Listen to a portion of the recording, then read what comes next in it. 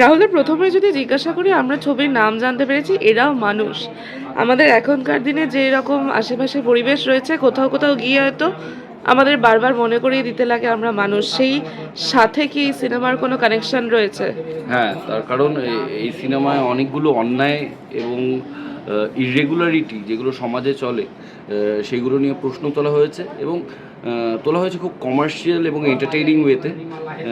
এবং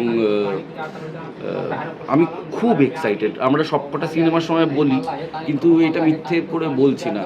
এটার লুকসেট থেকে শুরু করে সব কিছুর মধ্যে এমন একটা সোয়াগ আছে আমার চরিত্রটাতে।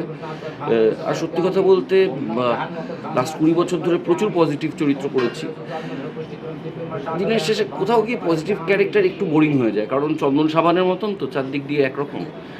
সেখানে একটু নেগেটিভ করতে পারার মজাটাই আলাদা, তাতে পেঁয়াজ রসুন থাকে। এবং দেখতে পাচ্ছি তোমার পেছনে ক্যামেরা রয়েছে এবং পুজোও চলছে, তার মাঝখানে আজকে রয়েছে, কাজেই বোঝাই যাচ্ছে মহরত। বাংলা সিনেমার ক্ষেত্রে বা যে কোনো সিনেমার ক্ষেত্রে মহরত একটা বিশেষ ভূমিকা, বা সিনেমা শুরুর আগে একটা ট্র্যাডিশন ছিল, একদম তারপর তাই। সেটা কমে গেল। তার কারণ আসলে তখন আমাদের প্রমোশন করবার খুব বেশি জায়গা ছিল না। কাজে একটা সিনেমা অ্যানাউন্স হয়ে যাওয়া মানে, মুহূর্ত হওয়া মানে, এটা মিডিয়াতে একটা বড় করে প্রসাদে বা উল্টো রথে বেরোতো বা আনন্দলোকে বেরোতো এবং সেটার খবর ছড়িয়ে যেত যে বুম্বাদা ঋতুদের এই সিনেমাটা সাইন হয়েছে। এবং সেই অনুযায়ী বিভিন্ন টেরিটরি থেকে টাকা আসা শুরু হতো প্রডিউসারের কাছে। সেই জন্যই প্র্যাকটিসটা ছিল। তারপর এখন প্রমোশনের ধরন বদলে গেছে, এখন সিনেমার আগে প্রমোশনটা অনেক বেশি হয়ে গেছে।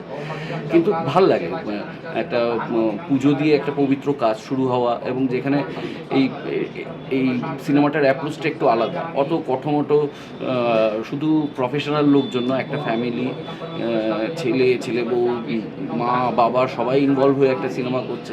তাই এখানে এটা ইন্টারেস্টিং এবং এটা হওয়ারই ছিল। এবং মুহূর্তে এসে বেশি প্রশ্ন করা না উচিত, কারণ এরপরে আমরা আরও অনেক কিছু আস্তে আস্তে জানতে পারবো। তবু যেটুকু না জিজ্ঞেস করলেই নয়, যাদের সাথে কাজ করছো, যাদের সাথে কাজ করতে চলেছো, কি মনে হচ্ছে, কতটা এক্সাইটিং হয়ে দাঁড়াবে সেই বিষয়টা? খুবই এক্সাইটিং, কারণ আমি আর শ্রাবন্তী দেখো কেরিয়ার একসাথে শুরু করেছি, মানে আমরা একই বয়সী একই সময় থেকে কাজ করছি। আমরা চাইল্ড অ্যাক্টরও ছিলাম একসঙ্গে। তারপর জিতুকে একদম শুরুর দিন থেকে চিনি। সত্যম তো অলরেডি আমার সহজ কথায় এসে গেছে, ও এতই ক্লোজ আমার। তো এরা সবাই আছে। আমার শিক্ষক চন্দন সেন, আমার শিক্ষকের মতন শান্তিলাল দা আছেন। আমার কেরিয়ারের প্রথম কাজে আমার যে গার্জিয়ান ছিল সেই কনিনিকা দিয়ে আছে। আর কি চাই? রাহুল না, ছবির বাইরে একটা কোয়েশ্চেন তোমায় করবো, সেটা হচ্ছে যে তোমার যে পডকাস্ট সহজ কথা, সেটা বাংলার পডকাস্টে একটা অন্য রকমের আর্ট নিয়ে এসছে। মানে যারা খুব ভালো একটা পডকাস্ট দেখতে চায়, বাংলায় অনেকদিন ধরে খুঁজছিল, যেখানে আলোচনাটা ইনডিপ কোর লেভেলে হবে, সেটা তোমার পডকাস্টের মধ্যে দিয়ে হচ্ছে, এবং যারা গেস্ট এসছেন তারাও অ্যাপ্রিসিয়েট করছে। তো তুমি কি বলবে এটা নিয়ে? আমি তো সেটাই পারবো যেটা আমার পক্ষে সম্ভব।